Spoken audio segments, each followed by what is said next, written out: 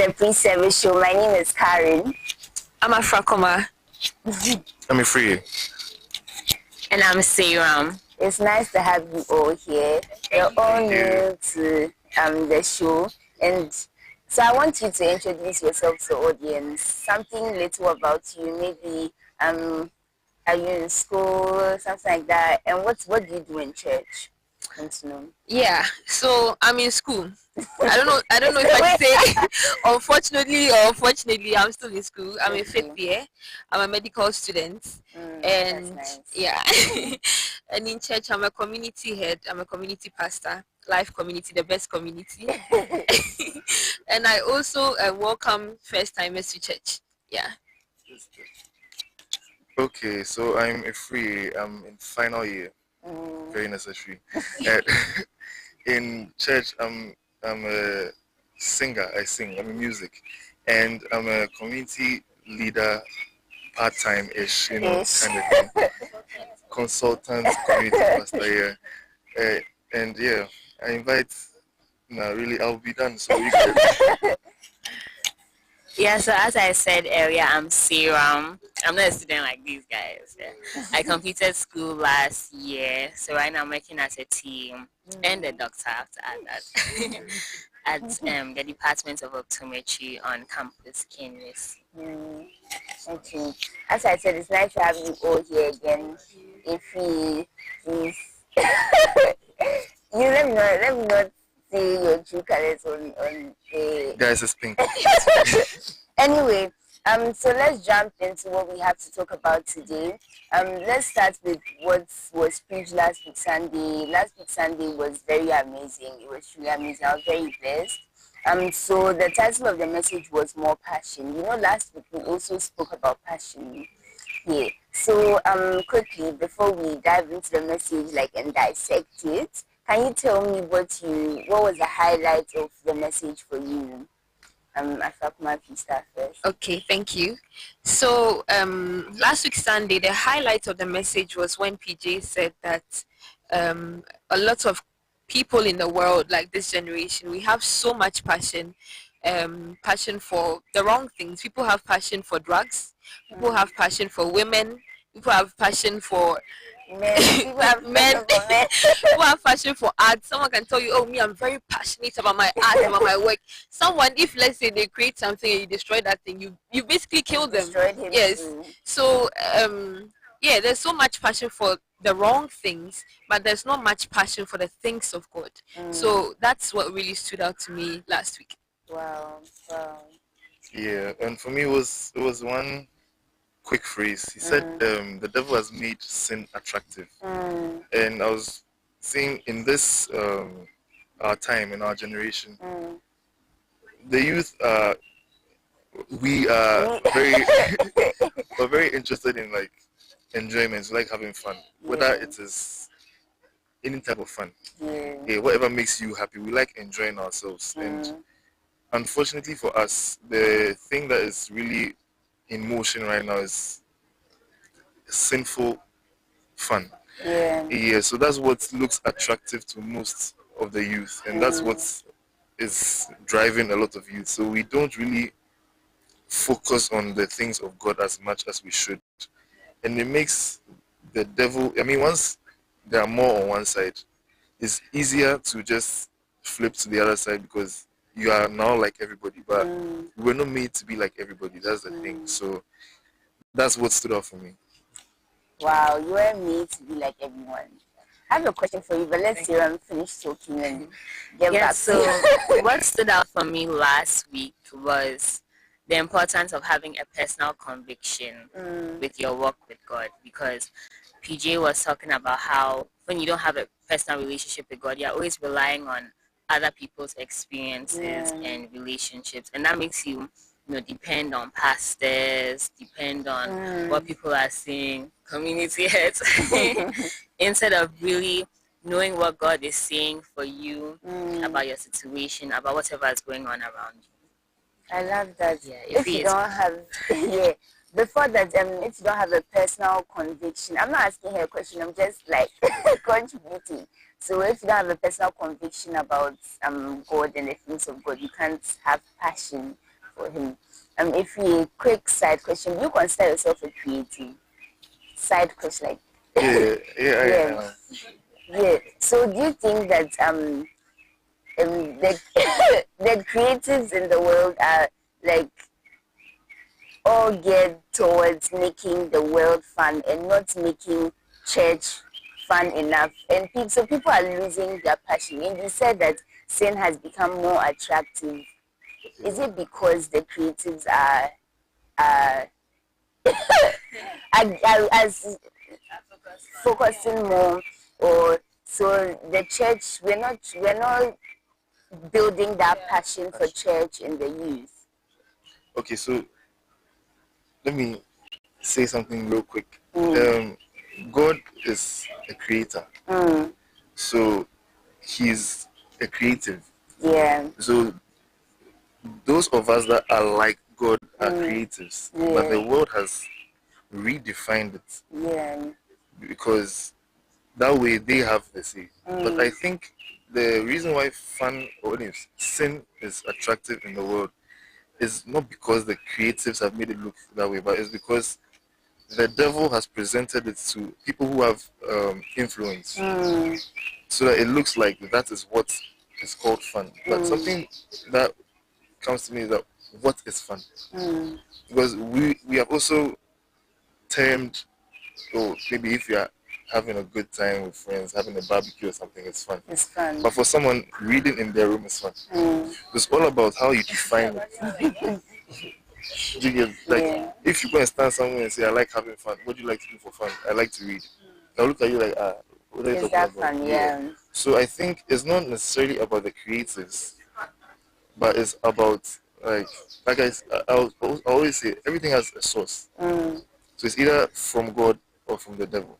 The devil is like this is just an analogy. The devil is like a rip-off version of God. So God has all the actual resources. God has like everything to give you everything. The devil has deception to make you think he can give you everything. So even though you think you have money, it's not yours.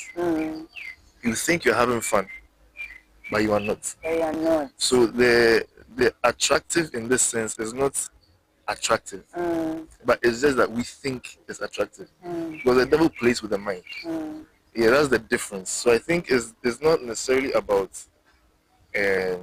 what is going on, but it's about how you perceive what is going on. Yeah. I asked the question before we go back to topic. I asked the question because I believe that we can also embrace the whole sense of creativity, like singing, art, everything in church, to make it more attractive, because God is attractive. Back to the point, guys. So what is passion? After Kuma, I want you to go first. What's passion from your point of view?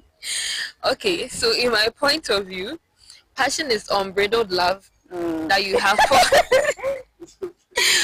unbridled love that you have for something, right? And it makes doing the thing effortless. So you don't have to think much about it. You don't have to stress too much. You just know that this is something I can do easily because I love it, right? Then you spend so much of your time on it, your focus and everything.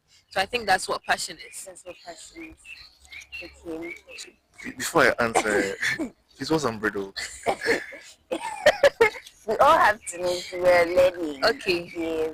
Unbridled means without restraints. So nothing is constraining it. It can move wherever it wants to. So if I have unbridled love for someone, all out. No barriers. Okay, so passion, I would say, is the thing that can keep you up 48 hours without you realizing that, like, you've gone without sleep. You're not even tired. You're not even tired, because tiredness comes when you are exerting yourself. But when you're passionate about something, it's not you exerting yourself.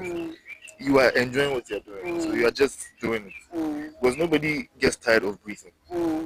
Like, you do it your whole life. So you're saying you're passionate about I'm very passionate about breathing.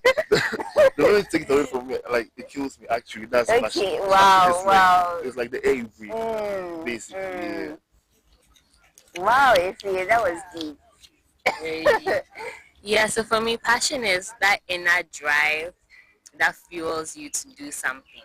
It can be about a person, it can be a goal that you want to achieve, it can be anything that you have that inner drive to do. And like Ifri said, when you're passionate about something, it doesn't matter what it takes to get it done. You would find a way to get it done, whether it means sacrificing your sleep, time, energy, any of those things. So that's what I think passion is. Okay. So say you said something. You said passion is the inner drive that fuels you to do something. Where does the inner drive come from? And you know there are various types of passions. So you can relate it to both godly passion and ungodly passion. Like where does that inner drive to fuel you? Where does it come from?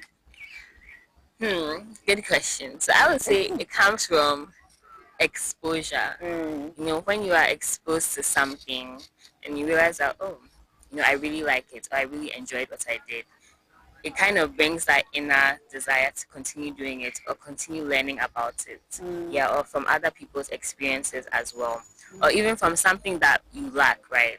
I always use money as an example. Because lots of people are passionate about money. So let's say if you lack money or you're coming from a background where you know you really struggled to do a lot of things, it brings about that inner passion and desire to achieve Get money.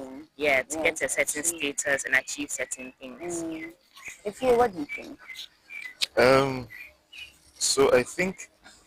Wait, I've lost my train of thought. Ask the question again. So Sorry, I get it. The inner, the inner drive. yeah. So there are two sources, God and the devil.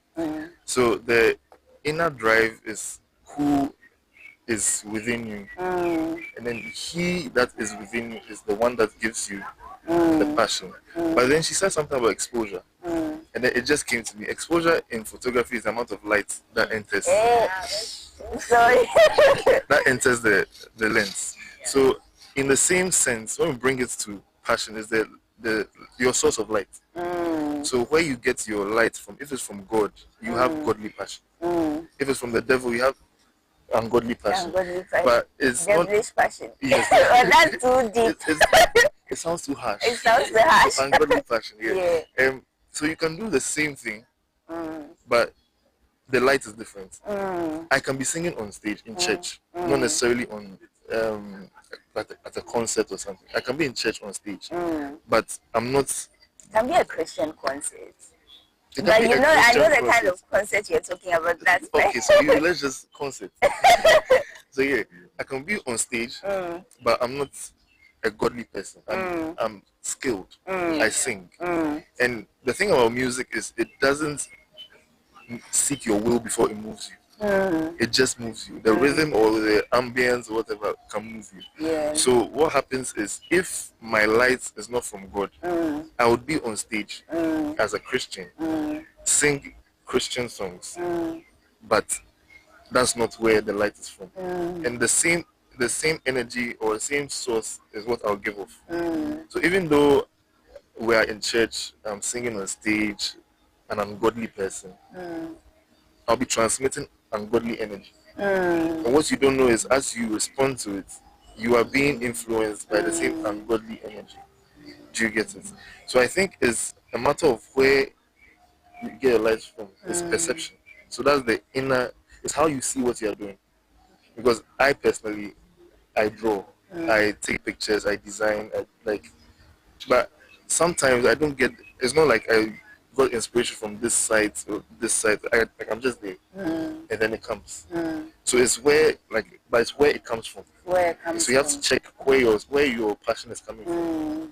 So I can't really say that if you sing it's ungodly or it's godly. What we know for a fact, because even the Bible doesn't. This one is don't take it to heart.